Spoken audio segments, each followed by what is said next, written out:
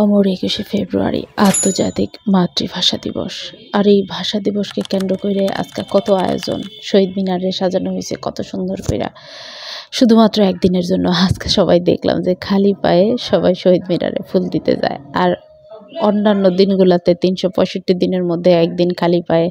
এবং এই দিবস যখনই চলে আহে, মানে ২১শে ফেব্রুয়ারি যখন চলে আসে, আরে বাইরে ভাই কি মর্যাদা!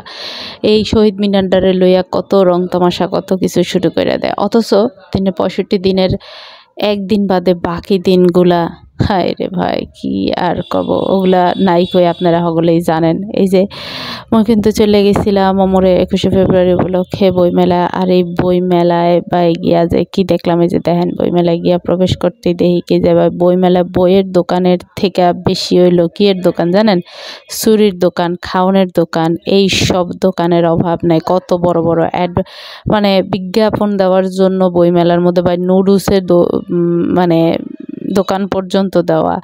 মানে বই মেলায় বই কম, অন্যান্য জিনিসপত্র বেশি, আর ক্রেতা তো একেবারেই নাই।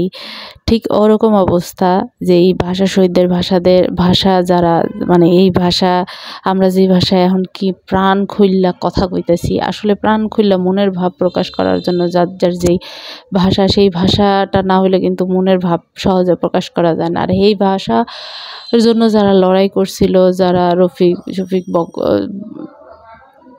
যারা এই ভাষার জন্য আসলে জীবন দিছিল, তাদেরকে সম্মান দেওয়ানোর লেগে শুধুমাত্র একটা দিনই সকলে খালি পায়ে যাইয়া ফুল দিয়া। হ্যাঁ, আর এদিক দিয়া যারা শহীদ হয়েছে তাদের এখনও বহুত আত্মীয় স্বজন আছে কি রাস্তায় ভিক্ষা কইরা খাইতেছে। ঠিক আছে, হাজার হাজার লক্ষ লক্ষ টাকার ফুল এই শহীদ মিনারে দিয়া পাগলের মতন অবস্থা আর কি, আয়ের সম্মান কারে, অথচ অনেকে না খাইয়ে রয়েছে।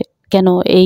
এই যে আমরা যেই টাকাগুলো নষ্ট করি, এই যে শহীদ মিনারে ফুল দিয়া, নানান আয়োজন, নানান কিছু কইরা, মূর্তি পূজা, ওয়ান কাইন্ড অফ মূর্তি পূজা ভাই, এগুলো না করে যারা রাস্তাঘাটে ভিক্ষা কইরা খাইতেছে, শহীদ গব অনেক অনেক আত্মীয় স্বজন হয়তো এখনো বাচ্চা আছে যারা ভিক্ষা কইরা খাইতেছে, হ্যাগোর পিছনে কি এই টাকাগুলো মানে খরচ করন যায় না? আমি এখন কথাগুলো কইতেছি, অনেকের কাছে মনে হইতে পারে বেশি পাকনা পাকনা কথা কইতেছি, বাল পাকনা কথা, বাট এটাই সত্য ভাই, কিচ্ছু করার নাই।